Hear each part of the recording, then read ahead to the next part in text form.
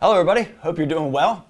Today we're going to be talking about berry bush bonanza, which is all about growing your own berries. So berries are so much fun to grow in your garden, to grow in containers, to grow in raised beds, in your landscape. There's so many different options. They're so versatile and they're very easy and super rewarding, which is what I love. It's a great way to get kids involved. It's a great way to garden throughout your entire life. You know, you can do so many different things with berries. And we're going to talk about three of my favorites today. So we're going to talk about blueberries, strawberries, and blackberries. So those are three of my favorites. You can grow very easily. I'm going to talk about those specifically. There's of course a whole lot more. I mean, grapes are considered berries, raspberries, you know, the list goes on and on. But those are three of my favorites, and I think they're probably the three most popular as well. I know a lot of people have questions about blueberries typically. We're going to talk about that last. We'll talk about strawberries first, then do blackberries, and then do blueberries. So it'll be a lot of fun, and we'll get right into it. So, you know, berries,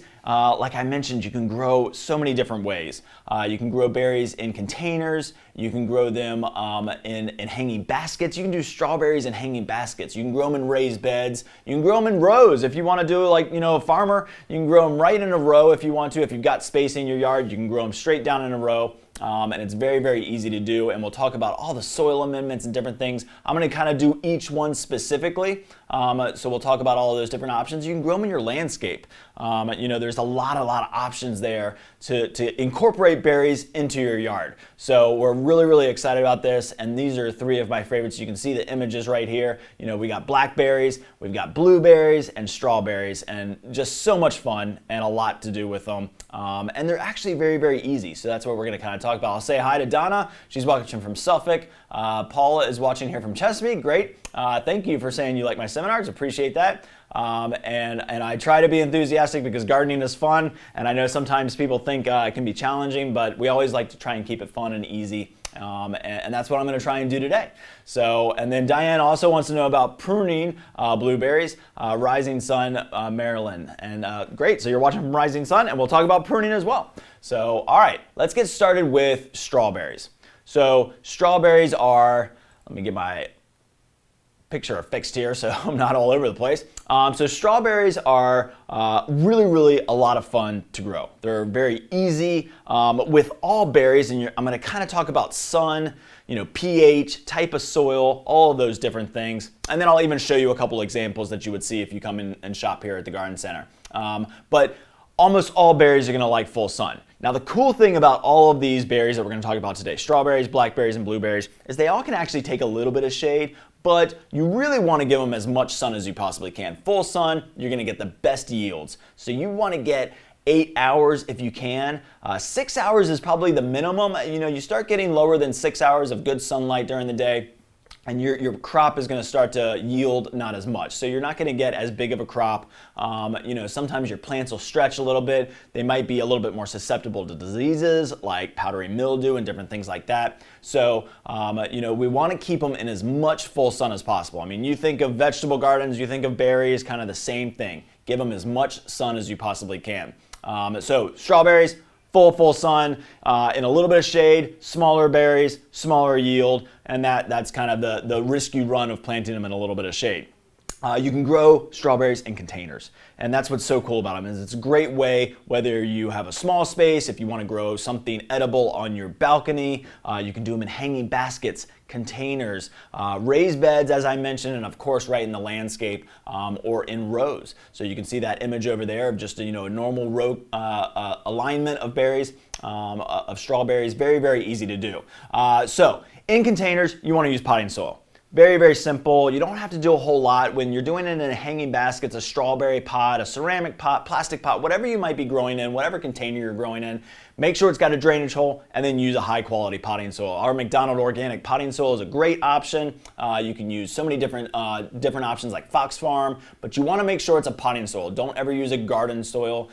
If you ever wanted to amend your potting soil for berries specifically and strawberries specifically, they love organic matter. And so by adding a little bit of compost is not a bad idea. You know, some people will top dress their containers of their strawberries, you know, probably once or twice a year, just with a little bit of compost compost maybe about a ½ inch over the top, just to allow that organic matter to break down and get into the container. So it's a great way to kind of add that into a container. Now, in the ground, what pretty much all the berries, I'm going to say this pretty much 3 times in a row, sandy, loamy, rich in organic matter. That is what almost all berries are going to like. And what I mean by sandy is you don't have to go buy sand necessarily. You can use perlite. So pretty much what our recommendations are for planting anything, at least in our area in Hampton Roads. Maryland, you're probably the same. North Carolina, you're probably the same. Pretty clay-based soil, so pretty heavy clay base, and that's okay. That's a good soil. But we want to amend it with compost and perlite. So compost is going to add a lot of nutrients. It's going to add a lot of aeration, which is great to get the air down to the root system. But it's also going to have some water holding capacity because berries, of course, are very, very juicy and sweet, and we want to make sure that we can have some water holding capacity as well. So sandy is just like grit, which perlite would do the same thing as kind of a sand would do. If you've got sandy soil, then you might add a little bit of peat moss because you're going to need a little bit more of that retention, that water retention. So sandy soils, we're going to amend with peat moss and compost. And then clay-based soils, we're going to amend with compost and perlite. And you really should be pretty good. You want to keep your native soil in there. You definitely don't want to remove all of your native soil and then put all brand new soil in there. Keep your native soil in there. It's rich in nutrients, especially if it's clay-based, it's still a good soil. So you don't have to worry about that too much. And of course, pH. pH is really, really important for all plants because at the right pH range, then the plant can get all the nutrients that it needs. So we're going to kind of talk about pH a lot. For strawberries, it's very, very easy. 5.5 to a 6.5. So kind of your general range, which is typically what our soil is going to be in this area, in the Hampton Roads area specifically. Sometimes you might get down below a 5.5. We do free pH testing here, so you can always bring in a little bag of soil. We can test your pH and get you in the right range. If we need to come up in pH, we're adding lime. If we need to come down in pH, we're adding soil acidifier. We'll talk about that a little bit as we get into blueberries because they need a little bit lower pH. But a 5.5 to 6.5 is a general range. In that range, the plant can get the nutrients out of the soil and the plant food that you're going to be feeding it with. So really, really nice rich soil in a good proper pH range. And then, what else can you do with strawberries? I'm going to talk a little bit about more about this, but I actually have grown strawberry patches before and I love them in the landscape. So I think a lot of people are a little bit worried about them because they do spread. You can see this picture that I picked out right here. You can see those little runners popping off, and they're really, really important to keep your, your plant or your kind of bed of strawberries kind of regenerating every year. I'm going to talk a little bit about renovation, which is important with strawberries, and we'll talk about varieties as well. But they make a great ground cover in the winter. In this area, a lot of them are evergreen. They'll kind of turn kind of this kind of strawberry purple color, which is really, really nice. So they add a lot of look to the landscape. And they're edible. You can grow them in raised beds because they'll hang over the side. They're just very, very easy to grow and a lot of fun. So you can do them in a lot of different ways. Containers, hanging baskets, strawberry pots, raised beds, or rows, or in the landscape. So lots and lots of different options there. All right, let's talk about some varieties and a couple other things, and we'll go to kind of a full screen here so I can show you a couple of them. Whenever we talk about strawberries, you're almost always going to hear June bearing and ever bearing. So June bearing is, of course, hence the name, it's going to bear fruit up until June. And then about the June time frame, it's going to kind of stop. So, and it's going to give it probably your biggest production in about that May to June time frame. Of course, plants don't know what month it is, so it's really dependent on Mother Nature, but basically they're going to stop. Now, June bearing are typically some of the biggest strawberries and the sweetest strawberries. So you got to kind of weigh your options here. Do you want a lot of fruit kind of in a shorter time frame, or do you want a little bit of fruit spread across the entire season? So everbearing will bear fruit from spring all the way till fall, but they're going to be smaller strawberries. Some people say they're not quite as sweet. I think they taste very, very good. And you're going to get smaller kind of crops throughout the season. So that's kind of nice. If you got a smaller family and you want to plant a row of them, or you want to put them in your landscape or in containers, everbearing are very, very good varieties, and we got lots of options there. So let me show you a couple here. So this one is called Berries Galore. Let's see if I can get a little bit closer. And you're going to see over here on this side where it's going to say everbearing. So whenever you're looking at our Chef Jeff varieties of strawberries, you'll see right on the front it'll tell you everbearing, or in this case, this is our Chandler, which is the most popular of the June-bearing. It'll say June-bearing right here. So it's a really, really good way, and pretty much every tag that you'll ever see with any kind of strawberry should tell you whether it's everbearing or June-bearing. You can mix them, so you can put them together if you want to. So if you're doing like, a portion of in your landscape and you want to mix them, that's perfectly fine. What you will typically find, kind of the biggest difference, obviously, is the harvest time frame. But the other big difference is everbearing don't send out as many runners. So you're not going to get them really, really spreading typically as much. So June-bearing will spread a lot faster and spread around, which is good because you're getting new plants. And so typically a strawberry plant, especially a June-bearing strawberry plant, is going to produce for probably about 3, 4, maybe up to 5 years. And then it's going to kind of fizzle out. But all that time they're producing new plants. So you can keep your strawberry garden constantly going. I think probably what you see a lot with people that farm strawberries and do them in rows is they want to keep them in rows. They want to be able to work the area, which is why we plant in rows, is so we can get up and down the rows and harvest and weed and clean and prune and do all those different things. So we talk a lot about rows, and that's mainly because it's easier to get to. But if you're putting these in your landscape, you can mix them together, it's perfectly fine. And when we go to renovate, you're gonna kind of be able to, so we'll talk about renovation here real quick. Renovation is basically where you're taking some of the older, less producing plants and removing them. You might remove up to 50% of your strawberry plants if you're doing June-bearing specifically. Once you get to about that 3 to 4 year mark, you're probably saying, okay, I've got some in here that aren't really doing well. And some of those newer plants are still attached to the original host plant, and we want to take them off. So it's real, real easy. I don't have any that are quite big enough yet that are doing that. But let's say this was a new shoot here. You would just cut it away from the host plant because roots would start to be forming under this leaf here. And then you could take that, whether it's rooted in or not, and plant it somewhere else, or just move it around, or leave it right there. At least you're taking it off from its host plant once it's stabilized and in the ground. So that's kind of what renovation is where we're removing some of the older plants. And that's kind of, with all berries, especially the ones I'm talking about today, that's going to be kind of something that we're going to talk about a lot. How to kind of keep the crop going over years and years and years. Because strawberries are evergreen to perennial, so sometimes they'll go dormant, but a lot of times they're evergreen. So you're always having them, and you're always thinking, okay, this one's going to keep producing. But it's a good idea to thin, to keep them spaced out, to remove older plants, and that's what renovation basically is. Mulch. Mulch is extremely important. I talk about this every time I talk about probably pretty much any plant. Mulch is so important, especially with strawberries and all berries. One, we want to keep weeds out. Two, water.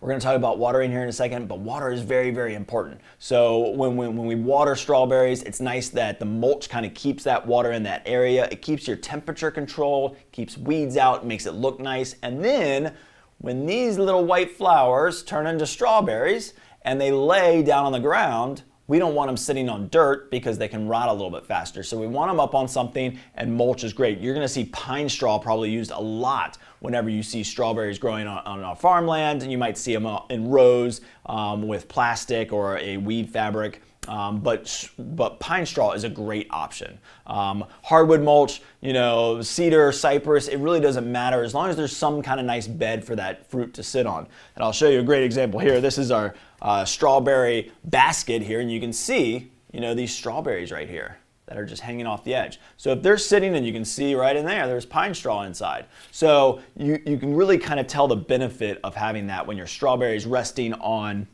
a mulch is going to be much better. Plus that mulch is going to add organic matter. It's going to break down. You can work it into the soil later. Sometimes you can scrape it out, put it in your compost pile. So there's nothing but benefits to mulch. There's no drawbacks of mulch typically. They're all great. Yeah, sometimes mulch will decay and you'll get that kind of fungus looking stuff growing in there, but it doesn't harm plants. It's just mushrooms. Mushrooms come from decaying wood. So it's completely natural. Scoop that out, get rid of it because you don't want it to spread. It can harm your plants if it gets kind of on them, but it's not going to spread to them and attack your plants or hurt your plants necessarily. So mulch has nothing but benefits. It's a great thing to do and really, really, really helps with the watering. So we're going to talk about watering here real quick. So watering is very important with any plant. with strawberries and pretty much all the berries, we're going to say right around 1 to 2 inches per week is about how much water they need. Now, initially when we plant a strawberry plant, we're going to water it pretty much, every other day, every third day for probably the first 2 to 3 weeks, making sure we're giving it an adequate amount of water to get its roots established. That's super important.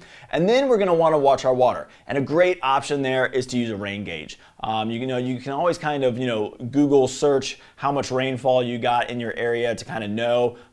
But it's also a great little gauge just right out there in your strawberry patch to have a rain gauge, because it'll tell you after a rain how much you got, so you know how much you need to water. They're very tough plants. So strawberries are really, really tough plants. So you're pretty much not going to see them die necessarily. They're very easy to grow, but we want to keep enough moisture in there to keep them producing, because those strawberries are juicy and they need moisture to do that. So feeding, I'm going to talk about feeding at the end. So Diane, I'm sorry, I think it was Diane. You're going to have to stick around to the end because all of them really are going to get fed kind of the same. So that's really kind of the simple part of strawberries is grow them anywhere, rich, organic matter rich soil, loamy. You want to break it up. So in our area, the compost helps and the perlite helps. If you got sandy soil, then we need to thicken it up or add some water holding capacity, so then you would add peat. Watch your pH over time, because mulching and adding different types of our plant foods that we'll talk about here at the end, those will make your soil more acidic over time, and we just don't want to drop too far out of range, because if you're using pine straw or hardwood mulches, they're going to make your soil more acidic over time. So that's kind of important to kind of keep that in mind and always kind of think about your pH. And then watering is really, really important. Whenever we water, I'll go back to that real quick, we never want to water over the top. So don't use a sprinkler system, use hand watering. You'll get more water to the root system, which is where the plant wants it, and it's going to be a much, much better situation for you, because dampness on the leaves can cause fungus. And so we definitely want to make sure we're watering the root system as best as possible. Drip hose is a great option, but typically we get enough rainfall that you really don't have to worry about that. You're kind of watering probably the most once you get it established. You're probably not watering much in May because we get a fair amount of rainfall. Depends on Mother Nature, of course, but June you're probably watering a little bit more when you got everbearings. Your June bearings are kind of finishing off. We want to make sure they have a good end of their season because they're not going to produce a whole lot more. But everbearing will continue to produce, so we'll have to watch the watering on those a little bit more. Lots and lots of different varieties, as I mentioned. I grabbed a couple other ones. This one's called Dippity Doo. And then this is Eclair, which is another June bearing variety, I believe. Yep, June bearing. So this one says it up here, June bearing. But you got bigger ones. Look at that white flower. Gorgeous plant. I mean, you'll see some with pink flowers, red flowers, different types of strawberries, different types of taste. There's a whole diverse, collection of varieties of strawberries, and they're all really, really great. So, mix them up, have fun with them, grow them in containers, grow them wherever you want. They're a lot of fun. They're really, really easy. All right, so next we're going to go on to, if I can get there, we're going to go to blackberries. So blackberries are another great option to grow in your yard, in your landscape. They're really, really easy to do, and they're very, very rewarding because you can get a lot of blackberries off of a single plant. And I know if you've ever shot for blackberries, my wife loves blackberries. They can be kind of pricey, and a lot of fruit, and I didn't mention this with strawberries because strawberries is one of the highest ones. They put a lot of sprays on those. So I mean, you wash them off. It's important to wash all your fruit off, of course, but at home we don't have to do as much of that. So they're very easy. Yeah, you might not get the biggest, most amazing strawberries or blackberries in the world, but they're going to be very flavorful, and if you've put anything on them. And we're going to talk a little bit about pest issues at the end, because there's not a whole lot, which is kind of nice. So we're going to feed them with what we want to feed them. We can do it organically very, very easily. So blackberries are a great option. They're very easy to grow. They do take a little bit more space. So let's talk about blackberries. So first, full sun. As I mentioned, as much sun as you possibly can. In a little bit of shade, you run the risk of powdery mildew, which is easy to cure, not a huge issue. But to get the biggest production, you're going to want to grow them in as much sun as you possibly can. The cool thing about blackberries is nowadays almost all of them are thornless, at least a lot of the varieties that we carry. Raspberries are very similar. So if you want to grow raspberries, you can listen to this and you can kind of, emulate the exact same thing, because raspberries and blackberries are very, very similar, at least in their growing condition. The biggest difference is a lot of raspberries have thorns. So you just got to be careful, work with gloves, maybe some long gauntlet type of gloves that kind of cover your arms if you're working with them, because we're going to work these plants a little bit. We got to prune them. We're going to talk about that here in a second. So full sun. You're probably not growing blackberries in containers. So they get pretty big. Most of your blackberries are going to get somewhere around 4 to 5 feet high and wide. So, pretty big plants. You definitely can put them in your landscape. But if you want production, this is a great one. And that's why I love blackberries and blueberries. A lot of people maybe want fruit trees but don't have the space. Then berries are a great option because they're not quite as big. They don't consume as much space.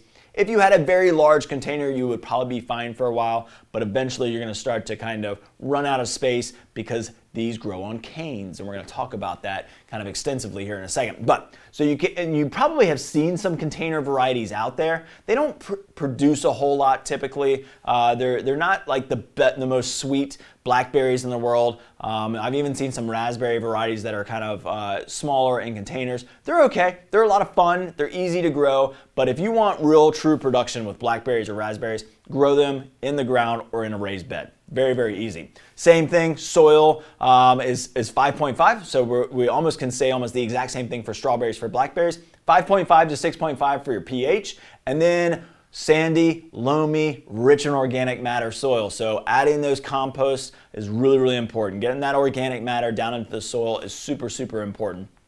Really helps your blackberries and your strawberries take off, and blueberries for that matter too. You can grow them in rows. You can grow them in the landscape. They're pretty nice little landscape plants. Yeah, they're deciduous. They're going to lose their leaves in the winter. So wherever you grow them, especially in our zone, you're going to lose the leaves in the winter. So you'll have kind of a bare bush, but it's completely still alive. So a lot of people will grow them in their backyard if they have sun. You can grow them in the front yard. They're perfectly fine. They have a pretty fall color when the leaves change before they fall off. And of course, when the fruit set comes on, like that far picture, then they're absolutely gorgeous. Really nice plants. There's two main varieties when it comes to blackberries, or two main kind of like the everbearing and Junebearing with strawberries. There's two big ones, and they're called trailing and erect. So trailing are going to have to be put on a trellis or a string or something to hold them up. You're not going to typically find a whole ton of trailing varieties anymore. In fact, I believe all the ones that I saw here at the garden center were erect. What that means is, yeah, you can put them on a trellis, you can grow them on a fence if you want to. You don't have to though, and that's kind of nice. You can just go plant them, and they're going to be perfectly fine. What that means is basically the canes. And I mentioned canes, we're going to talk about this a lot. Canes are how the blackberries grow. So let's go to full screen here, and I'll show you kind of some examples that I grabbed. Let's see if I have one that I can show you that's really good example. So, all right, here we go. This one is the Primark Freedom Blackberry. I'll tell you a little bit more about this one, but you can see this growth. So we got a little yellowing leaf here that we could probably take off. But you can see just this huge shoot of growth coming out of here.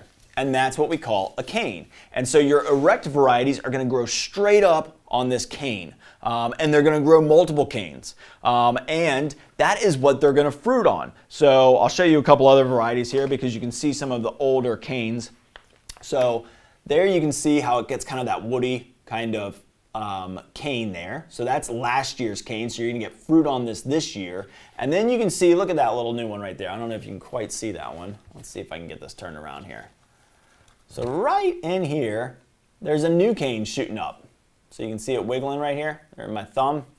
So that's the top of it. Brand new cane shooting right up from the base. And so if you ever have like an extremely cold winter, I know somebody mentioned they were up in Maryland. If you had a really cold winter, you might lose some of the top, but it's always going to come back from the root system. So really cool part of that. Now, because it grows on canes, and because we're not going to get a whole lot of the trailing varieties, and most of them are going to be erect varieties, canes are important to understand. So the cane is what it's going to fruit on. So this year's canes, the new canes that get sent up, are what it's going to fruit the best on the next year. So perennial by nature, by root system, biennial by nature on top. Kind of weird, right?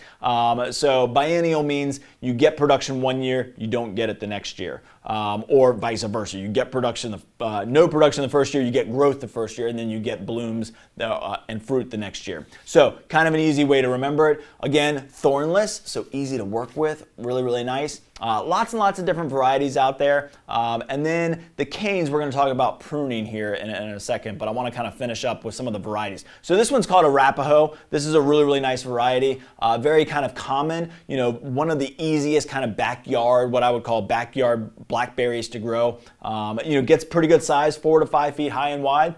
So you want to space them about that, 4 to 5 feet. You want to make sure that they've got enough space to kind of grow out on. Give yourself enough space to get around it and work it and harvest all of it and prune it, because we're going to talk about that. So Arapaho is a really, really nice variety. We've got, let's see, this one is called Natchez blackberry.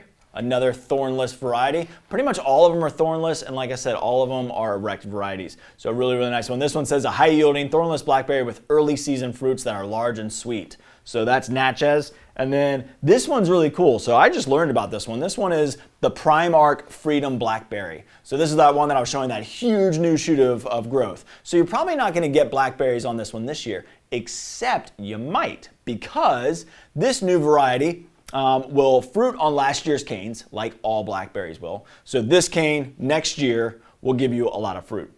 But at the end of this season, towards the fall season, new shoots, new canes can still give you fruit. So you'll actually get a nice big bumper crop, and they fruit. So blackberries generally fruit for about 4 weeks, typically in the summer time frame, depending on Mother Nature. It could be June, could be July. And you're going to get about 4 weeks to go out there and harvest. And it depends on mid-season, late season, early season as to when that might happen. But it's always in the summer. It's going to bloom in the summer. It's going to fruit in the summer. Typically, especially once they get established, you might find container plants. I've got one right here. I'm going to show you in a second. It's a big guy. It's got blooms on it right now. So, it's blooming here in early part of spring. And then, of course, by the summer, it'll have a little bit of fruit, but it'll probably be done. Maybe it's an earlier variety. I'll look into that when I get it. But what's really cool about this one is that twice a year you might get to harvest. Now, I do believe that your second one is iffy. On a brand new cane, will you get fruit towards the fall season? Maybe. It's not, of course it's going to be up to Mother Nature if we've got a long enough warm time frame to get that fruit set. But the fact that the option is there is really cool. It means also that it's a little bit easier to work because we don't have to worry too much about getting those old canes out each year, which I will talk about more. But that's kind of a cool new variety. Now let's see what this one is. I didn't even see what variety it was. I just grabbed it because it's huge. One, it's really, really big, and it's got blooms on it. So it's got some blooms on it, so you can kind of see what that looks like. So it's fruit production. And let's see, this one is Navajo. So it's that same Navajo. So it's a thornless blackberry with upright growth habit, excellent berry that is flavorful, firm and sweet, white blooms in spring, ripens in summer. So blooms a little bit in the spring and then ripens in the summer. So that's going to be kind of your early season blackberry. So you can see how big they get. I'm going to move this one off to the side here. And I'm going to go back to this one to kind of explain the caning again. So pruning, really, really important. With most varieties, so older varieties like Arapaho, then we're going to cane pretty much every other year. So we're going to go in and probably take somewhere around 20 to 30% of the old canes out. We don't want to eliminate all of them, of course, but you'll get new canes throughout the year. So those new ones, like for example, this one right here, this little new shoot that's coming out, that one's going to get big this year. And that's going to be the one we're going to want to keep. Now you can see where they pruned these back last year because they felt like they're going to get more production, of course, because this year, so this was last year's cane, it had all this growth, they pruned it, it gets bushier and fuller, which is a little bit easier to manage, especially in a container to sell. But really, really great option is to prune them. You get more growth, you get a little bit of a bushier habit. So probably about mid-season, I might go and just kind of tip this one, take the terminal bud off, allow it to branch a little bit, and then over the winter, it'll get more of this woody stem to it, and then next year, I'll get my fruit on that. While this year, or this winter, and typically you're going to prune these probably about that January, February time frame when it's nice and safe to go out and prune them. And I'm going to go and take some of the older canes off. I've got a newer cane over here. So I might take this entire cane out because I'm going to get a lot of fruit production this year on it, but I'll get more out of these next year if I eliminate the older cane. So going in and taking 30, maybe even up to 40% of the old canes out is definitely recommended. Mulch, very important. The reason I recommend mulching blackberries is for, of course, water retention and all of those great things, but keeping weeds away from your blackberries is very, very important. They want to get the nutrients out of the soil. They want to get the moisture first. They don't want other things competing with them. So keeping the weeds out of there is really, really important. And it allows your canes to kind of shoot up out of the ground. They will spread a little bit, but they'll be contained. It's not like you're going to get one popping up 5 feet away. They'll stay somewhat contained. It might not, if you plant this blackberry right here, you might get a cane over here, but you're not going to get one 5 feet away. So it'll be pretty easy to contain and keep in one spot. And of course, we can always kind of keep them, pruned back if we need to for size. Watering 1 to 2 inches a week is what they want. So use your rain gauge, or just kind of check Google and see how much rainfall you've gotten, and that's really important. And then again, we'll talk about mulching and kind of pest issues at the end here. But let's move on to blueberries. Let me just check and see if we've got any questions that we've been going through. So it looks like everybody's good right now. And Diane, you're just going to have to stick around to the end because both of those things. I'm going to talk about blueberries next, but we'll talk about fertilizing and plant food at the end here. So blueberries. Blueberries are probably one that we get, probably most of the questions about.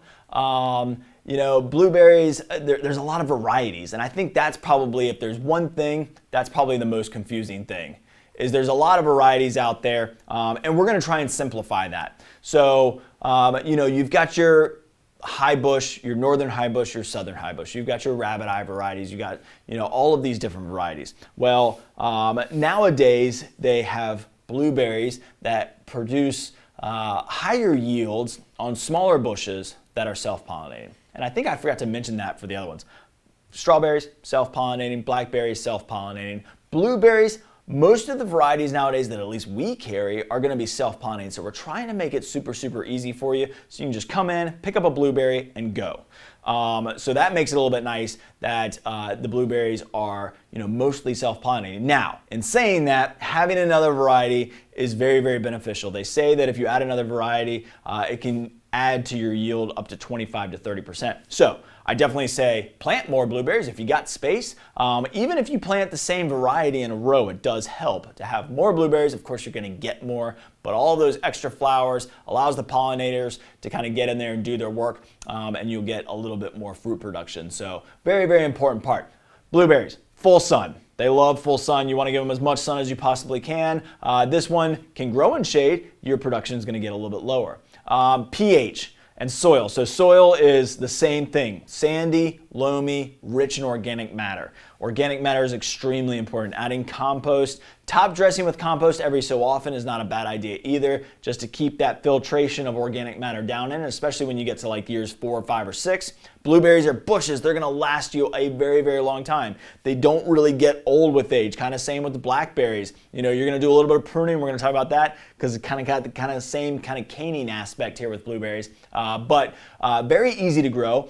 pH. pH is the only different part than the other two. pH for blueberries is much lower. So pH for blueberries is 4.5 to 5.5. And if you remember from the beginning, the reason pH is so important is because in that pH range, it can get all the nutrients that it wants out of the soil. It can get them all out of the plant food that you're giving it.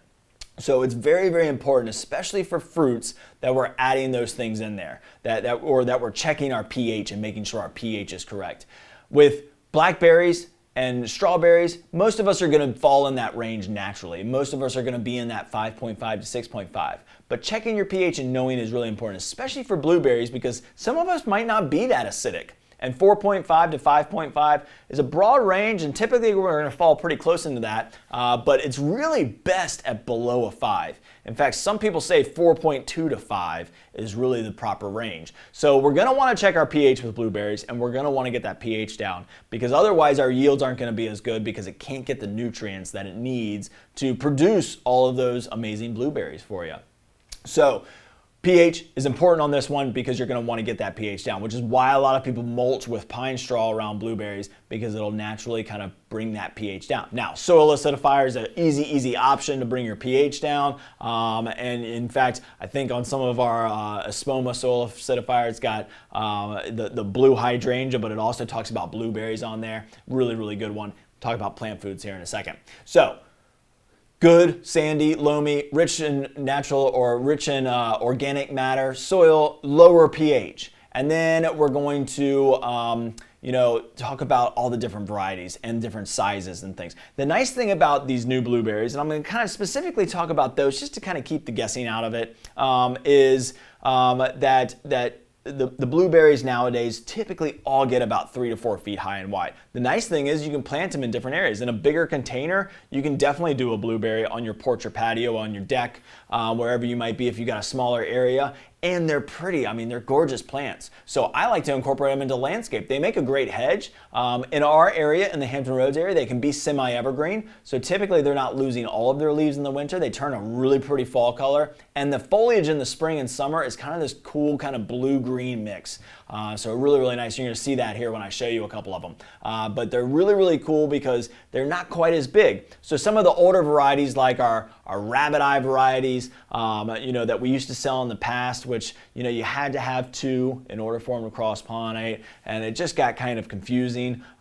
Climax, Premier, Tiff Blue, all of those varieties were rabbit eyes, and they got big. I mean, we're talking 6 to 8 feet high and wide. So really, really big shrubs. A lot of people were just like, I don't have the space for it. And it took more time and a little bit more effort. So now we've got really cool varieties like, this is one of my favorites. So this one I believe is Sunshine Blue, or Bountiful Blue, sorry, Bountiful Blue. So Bountiful Blue is really nice because of this foliage. Look at that foliage. Absolutely amazing. I mean, that is just a great looking shrub by itself. And then all of these flowers. I mean, you can just see all the flowers and blueberries coming on. So I'm going to bring this a little bit closer. You can see it. Look at all of those flowers in there. Really, really nice looking plant, and all of these berries. Let me show you this top here. So this is obviously a little bit of an older piece, been blooming a little bit longer, and it's already starting to form blueberries. So you can get a ton of blueberries off of one shrub, and a pretty shrub. So, and it lasts year after year. So you're going to constantly get these amazing, amazing blueberries off of one single shrub. And if you plant, a hedge of them, you're going to get even more. So, and you can mix them with other varieties that are easy to grow. Like this one I grabbed, this is the Bountiful Delight. So Bountiful Blue, Bountiful Delight. There's a couple other varieties that we carry as well. We carry like the Top Hats and different ones like that. There's Bonus. There's a whole slew of varieties. So of course I can't talk about all of them, but almost all of them are self-pollinating. You don't have to have a different type. So it kind of takes the guesswork out of it, which is really nice. But very, very easy to grow. pH is important, and then pruning. So pruning is an important part of blueberries. The canes on them, so let me grab, this one was a good example. So you can kind of see the base here. So we got our base down here, and you can see the new shoots coming up here. So these are going to get older over time. And as they get older, you're going to notice that they're not going to produce as much. So what I typically tell people is get a little bit of like, either like a little kind of tape or something. Like I use the stretch tie tape that I use to tie like, vines to trellises. And I'll usually just write on it on a Sharpie, underperforming cane or something, or remove cane. So I'll take it and put it around, let's say it's this one right here. So this guy looks like it's the oldest. It's probably one of the originals here. So let's say this one I'm starting to get less berries on it. And it might be year 3, 4, or 5 before that begins to happen, because these don't need to be caned every single year. But eventually they're going to get 4 feet wide. 3 to 4 feet wide. So eventually, probably every year, once we get to the 3 or 4 or 5 year mark, about every year we're probably going in. We're not going to remove as much as our raspberries, but we're going to probably do 20%. And what I would do is just flag them and say, this one's not producing as well, so this is the one I want to remove next year. So, and the reason I flag it is because you'll tell the lower production from that section of your blueberry during the summer when you're harvesting the blueberries, but then in the winter when you go to prune it, because that's the best time to prune it, then you can go and take that cane out if you want to. So I know Diane had asked, is it too late to prune or feed my blueberries? It's not too late. So if you're doing a minor pruning, you're probably perfectly fine. What we don't want to do is, as it gets warmer, we don't want to prune too late in the season, because it opens up the plant to disease and insect issues. All of your fruit trees and berries have a sweet sap, and so sometimes you can get insects that get really attracted to that when we have an open wound. So we want to always prune our berries as much as we possibly can in January and February. You're still probably safe to go ahead and do it because we're still kind of in that early part of spring that you can still do it. But it's a very easy process to go and just kind of remove some of those canes, or wait till next year. If you can deal with the size, you can wait till next year. Doing a little bit of light pruning to shape is perfectly fine too. I still recommend doing that in the winter. So what we can do is we can go in and take out some of this kind of growth on the top. I know you can't see it, but see how it's kind of not quite shaped. So if I want to grow this in the landscape, maybe I want it to be a nice little round shrub, I can just take some of these little wild sprouts off in the January, February timeframe, and I get a nice full shrub in the spring, and it's a really easy shrub to maintain. A little bit of light pruning here and there isn't going to hurt it. So if you just need to do a little bit, that's perfectly fine. Now feeding, we're going to talk about with everything. So let me finish up on the blueberries. Mulch, very, very important. With raspberries, it's to keep the weeds out. With strawberries, it's to keep the fruit clean, and of course all the other benefits. With blueberries, it's shallow roots. Blueberries have a very shallow root system, and so what that means is that the soil can dry out very quickly because the root system is kind of on the top portion of the soil. So it also helps develop a nice deeper root system with your blueberries when you have a mulch. It'll also make your soil more acidic, which is great for blueberries. It adds organic matter. So all of those great benefits, keeps the weeds out, helps with watering, all of those great attributes. But biggest reason, and probably the most important thing out of the 3 berries that I've talked about today, is to mulch blueberries, because it really, really helps with that shallow root system, because those roots are very close to the top surface, which means they're going to be exposed to more of those elements as they occur throughout the year. So really, really nice one.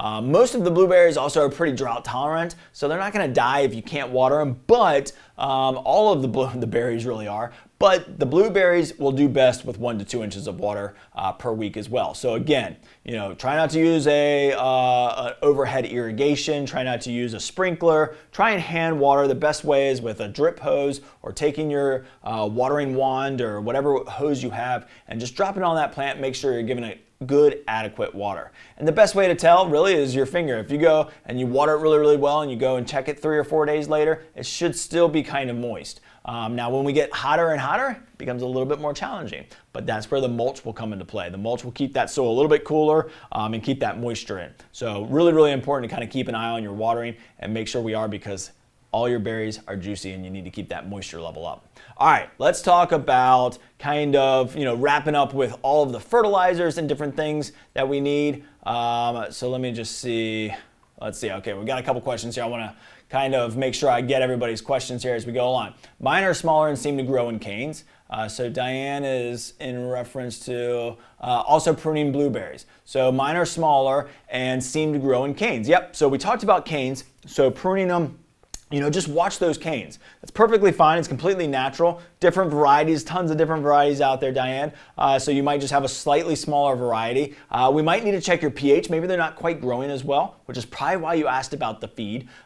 So, if you're getting lots of canes, but they're kind of stunted in growth, that could be somewhat natural. It also could happen. I didn't talk about this a lot because it gets a little vague. And a lot of people don't necessarily, agree with it. It's up to you. I mean, why plant a blueberry if you can't harvest it the first or second and third year? But a lot of people will say keep blooms, and especially like with strawberries, they might say take all the blooms off for the first year, because the second year you're going to get a much better crop. Well, if I plant a strawberry, I want to get it that year. So I'm going to get new strawberries typically off my strawberry plant. So I don't know that I'm worried about that as much. With blueberries, some people say it'll stunt their growth because all they want to do is produce blueberries.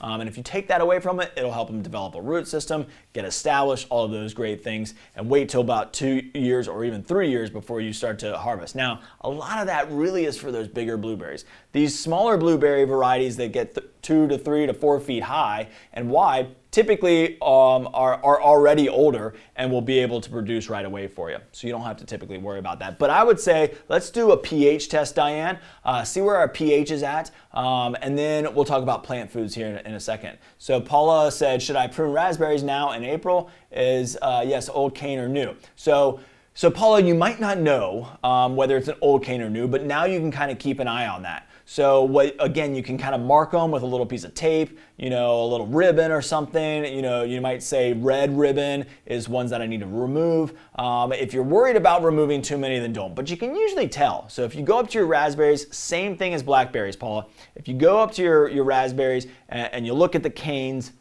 you'll probably be able to tell which ones are the oldest ones. Now, the ones that are new that are producing the canes this year, let me go back to my blackberry. I didn't grab a raspberry. So let me go back. Here we go. That was another great example. So you can see this brand new cane down here. So we got a new cane shooting up there. That one's not going to produce this year. So I don't want to take away my older mature cane from last year because that's where I'm going to get my fruit on this year. So if you're not quite sure, just tread lightly. It's not going to hurt it to leave it on there, Paula. So if you leave those older canes on there and they're not producing as much, mark them this year and prune them off in the winter. If you prune them in the summer, it's not going to be the end of the world either. If you know which ones are the old canes now in April, yes, you can prune them. Definitely not a problem at all. So let's talk about plant foods. So feeding our let's see, we got another one. Robert said, to get an accurate pH reading, how deep should you dig for blueberries? So it does help to get down a little bit. I typically say for any kind of main gardening purpose, about 2 to 3 inches down in the soil is about all you need to go to get an accurate pH. Yeah, it might change and be a little bit different, much deeper, and that pH will be affected by that deeper soil. But to make it easy, I would just say 2 to 3 inches. Dig down, with a spoon or a hand trowel, get us, that soil from down there. We only need about, half a cup of soil, and we can do a pH reading from that and get you pretty close. If you want to get a full diagnostic, you can always send it off to Virginia Tech or any extension agent, whichever state you live in, and they can give you a full diagnostic. What I typically see with that is they give you so much information that it's a little bit kind of, overwhelming. It's really designed for farmers that are doing a big, huge crop. Now, if you are building a farm area in your yard, then perfectly fine. You're going to get lots about how much nitrogen and phosphorus and potassium you need. But if you really want to know your pH, you can bring it in here. We'll get you pretty close. We're right about, plus or minus 3 on the accuracy scale, so 0.3. So really, we'll get you very, very close, and about 2 to 3 inches is about all you need. Will the raspberry bush up if I prune it? So, great question. And I think I kind of mentioned it there a little bit. You can see on these older canes here that this is where they pruned it last year, right here. And all of these new shoots. So any plant grows from a terminal bud. And if you prune that off, it's going to branch more. So yes, by pruning it and tipping it is what I typically call it, or taking that terminal bud off, while it might reduce your blooming and therefore fruiting, is going to help it branch, especially on your newer canes. So a great example was that one that I showed you first, this prime arc. So this is all brand new shoot. This is brand new. You can tell because it's not hardened off, so it's a green stem still. There's no woody stem to it. So we know we're not going to get any fruit on this year, even though this is that new variety. But let's say this is not this new variety, and maybe we're not trying to get a ton of fruit on it this year.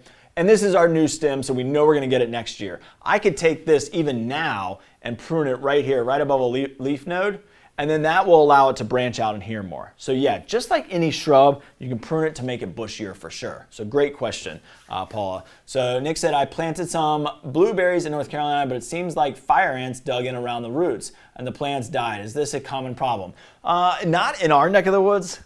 Great. We're fortunate enough not to have a ton of fire ant issues here, but yeah, it can happen. So anything can burrow, around the root system of a plant. Typically, what they're not doing is killing the root system, but what they're doing is they're creating air pockets that are too big to get filled in with soil, and therefore the root system's drying out, and it's just not able to get to the water that it needs. So while it's not attacking the plant per se, it is living around its root system and therefore can cause issues. So that definitely is not a major problem. Now you can kill fire ants with lots of different things. In fact, I brought this. I don't know if this one works on fire ants specifically, but we do carry a product, and I'm sure you can find one down there in North Carolina. There's lots of fire ant products, but this is Come and Get It from Fertilume. Let me get the glare off of it here. So Come and Get It, made by Fertilume. This is Spinosad Plus. So Spinosad, however you want to say it. This one treats up to 2,000 square feet, and it lasts up to 4 weeks. And basically any insect that crawls over top of it is going to die from it. So it kills ants, slugs, cockroaches, pill bugs, all of those different things. So you can see that kind of image there that shows you all those different options there. I brought that because of strawberries and slugs. So we'll talk about that here in a second. So Diane said lots of branching makes harvest a little bit more work. Yeah, that's true. That's a great point, Diane. You know, the more canes, the more upright that you have, definitely are going to be easier to get into the fruit, but the more branches that you have, the more fruit production you possibly could have. Now, you do run into issues that Diane brings up there of sunlight not being able to get in. If it's too bushy and too full, then it's not going to allow good airflow through the plant, so we don't want to produce too much. But if you got a long straight shoot, a long cane, and you want to prune it to increase the bushiness, maybe it's a younger plant, I think you're perfectly fine with that. All right, so let's talk about feeding our plants. What I recommend is biotone. So biotone is our, got a little image mix up there.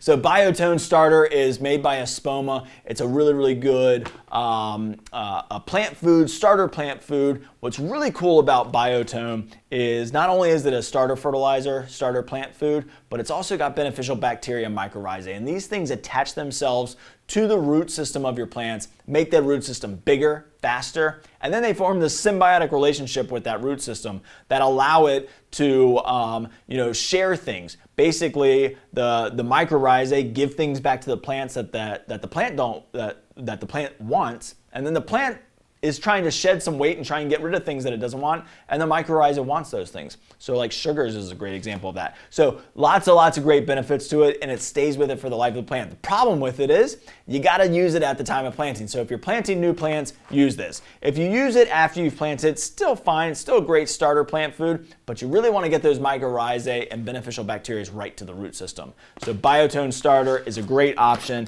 especially if you're planting new plants, really, really great for strawberries too.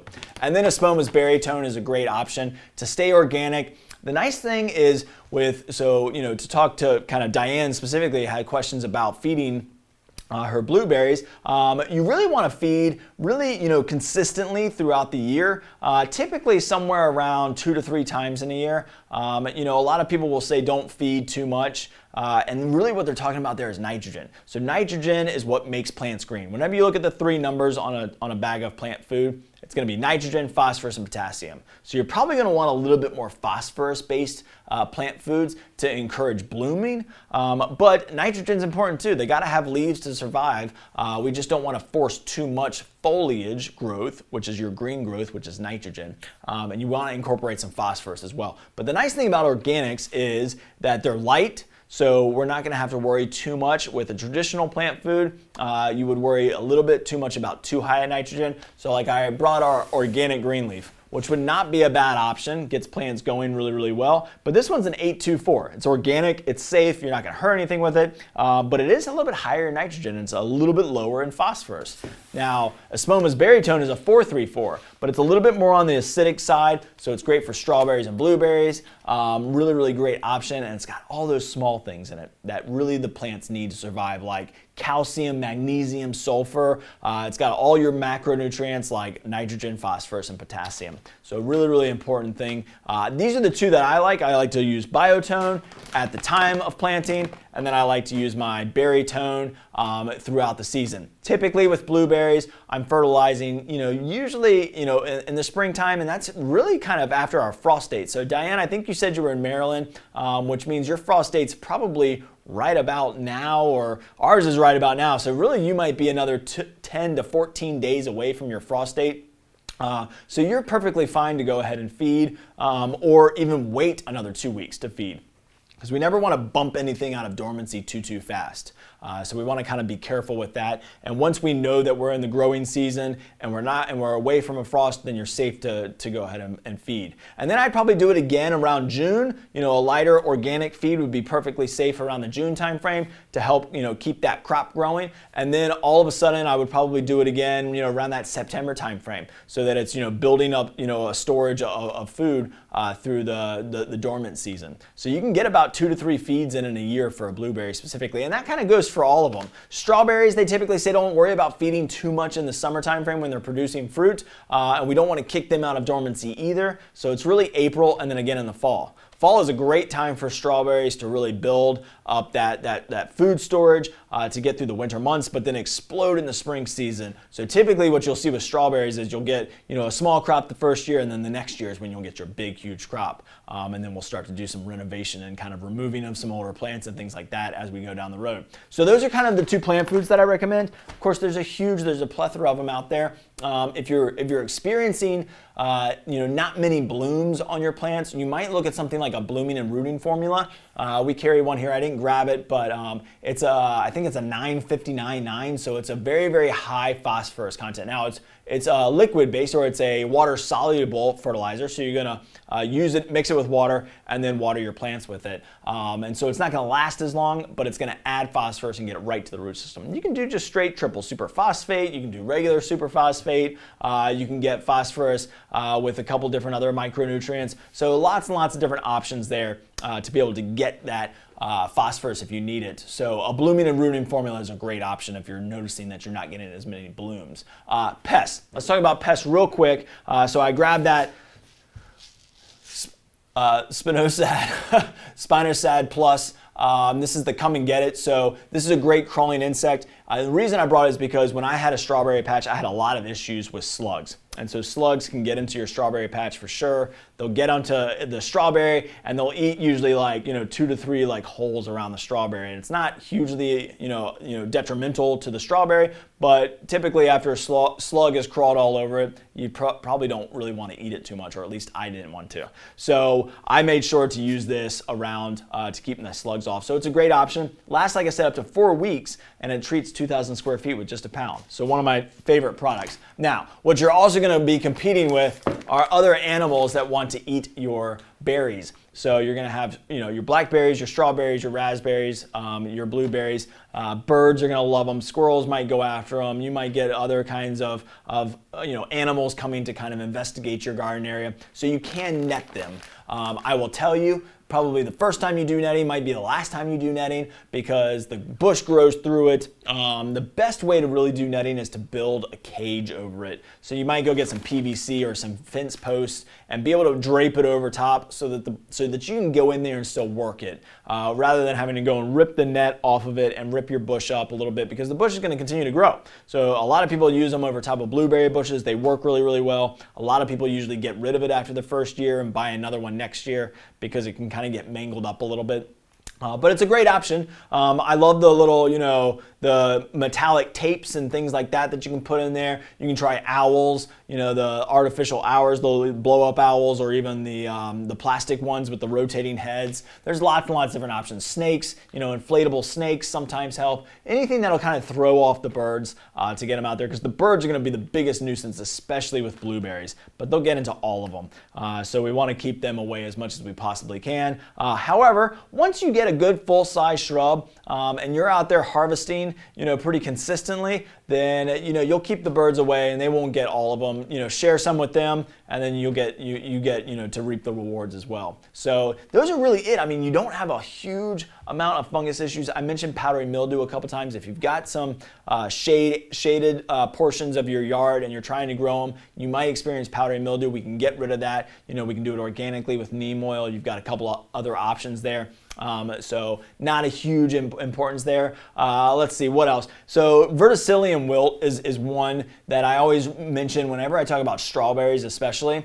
So verticillium wilt is a disease, a pathogen that gets in the soil, and it can stay there for up to 3 years. So the reason I bring it up is because a lot of your nightshade plants, which is like tomatoes and eggplant and peppers. So if you've had a vegetable garden maybe, and you maybe had some verticillium wilt, or maybe you didn't, but you had it there, last year, and you're going to plant it as a strawberry patch this year, you might realize that you might not do real well. And verticillium wilt can really, really attack strawberries. So there are some disease-resistant varieties out there, so you can always look for those. It should say it right on the back of the tag, but that is something that you want to watch out for. and it can really decimate a strawberry patch very, very quickly. So if you've ever grown eggplant, peppers, tomatoes, any of those guys in an area and you want to grow strawberries in that area, make sure it's been about 3 years before you plant your strawberries. But really, other than that, you don't have a whole lot of pest issues or disease issues. They're pretty easy to grow. So that's why it's one of my favorite things to grow is these berries, because they're very rewarding and they're very easy and you don't have a ton of different issues there. So let me go back and see if we've got other questions before we wrap up here. Let's see. Donna said, or Robert said, voles. Lots of branching. So we got Diana's question there. So Robert said voles. So voles, yes, voles are vegetarians. They eat the root system of a plant. So typically, Robert, that's a huge discussion. If you haven't seen my videos on, I've done webinars before on mole and voles. So if you want to go back and look into our archives, you can go to our YouTube channel and you can check out all of my past videos. If you go to our website at mcdonaldgardencenter.com, there's the Garden Guru tab, and I did a whole extensive thing about moles and voles. And to kind of short and sweet for you, voles are there because moles are probably in your yard. Moles are there because you got grubs, most likely. So maybe you've got a ton of earthworms. It could be that too. But what we want to do is go back to the root source of the problem, which is if we can get rid of the moles, then we can get rid of the voles. If you don't care about the moles as much, we've got options that will cover you for the voles. The mole and vole repellent that we use is completely organic and safe, so you can use it around your vegetable garden, your fruit garden, your berry garden, whatever you want to do, and we can get them repelled at least out of your yard. You can also put vole block around it, which is basically permatil or soil perfector, which is a very hard rock that's kind of sharp on the edges. So you can plant your blueberries and raspberries and strawberries in that, and that'll help protect the heart of the root system from the voles. So you got a couple options there. We can definitely help you out. So Robert, if you live in our area, definitely, I think you maybe even said earlier that you're right down the road, come and check us out. We can definitely help you with your vole issue and solve that problem for you. All right, let's see what else we got. We got Donna said, build an enclosure for our blueberries and blackberries. Great. That definitely makes it easy. So Diane said, PVC mounted on fence posts makes a great cage for my blueberries. So, that's really the best option that I can give you, is to create some sort of cage system, something that you can get into that your shrubs aren't going to grow out of necessarily, or something that you can get it off of the shrubs fairly easily. Because if you just lay this net over top of your blueberries or any of your fruits, those plants are going to continue to grow, and they're going to grow through these small little holes that are designed to be small so the birds can't get in there, and then they're going to be ripped apart when you have to go take it off to get to your harvest. So keep that in mind. I definitely recommend doing something to keep the birds out of there, because they can really ravage the garden, but definitely a great option there is building something as a cage to kind of protect it and make it easier for you to get in and out. So let's see, Paula said, every year something eats my blueberry bushes in the winter. So that's a weird one. I would guess, the only thing I can think of that would eat the blueberry bush, do you have deer? Deer like blueberries. They typically won't eat the branches though. Maybe nutria. I don't know if you've seen any nutria in your area. They're not quite completely up here in the Hampton Roads area yet, but they are, starting to get in this area for sure. So if you're Paula, if you're in our area, I can't remember where you said you were watching from. So Paula, you were watching from Chesapeake. So yeah, you might have some nutria down there. So nutria are basically, nutria are kind of a large muskrat, kind of in that muskrat family. But they really, love to just gnaw on plants because they have the big, teeth, and so they love to just gnaw on plants to keep their teeth worn down. And Paula said deer, so she says yes, she has nutria and deer. I doubt it's deer. I mean, deer will eat the fruit off of a blueberry for sure, but the stems in the winter, my guess is nutria maybe. But that's a weird one. It's a strange one. I would say, come in and check us out. We can probably get you an animal repellent. I wouldn't do a systemic repellent, obviously, because it's edible. We carry this cool, really nice systemic repellent, but designed for ornamentals. So I think I'd go with an animal repellent, especially if it's in the winter. See if you can catch an eye on what those are that are eating it, because if we can kind of pinpoint what it is, then I think we can attack the problem a little bit better. But if you're not quite sure, we've got an organic animal repellent. You can put it around your plants and you can be safe and you don't have to worry about it too much. So all right, Well, I think we've got everybody's questions answered. I think we've gone over pretty much all of the basics of how to grow your amazing berry bush bonanza, growing your own berries. It's been a lot of fun. It's one of the easiest crops to grow. I definitely recommend trying it. If you haven't tried it, go for it. If you're doing it currently, hopefully I give you a couple tips and tricks to get you going and make you more successful. Mulch, soil, pH, all of those things are super, super important. Plant food is very important. Watering. So all of those kind of vital things, and just kind of knowing how to pinpoint those and make sure that we're doing them accurately really, really will help. So I hope you all have a great day. Thanks, everybody.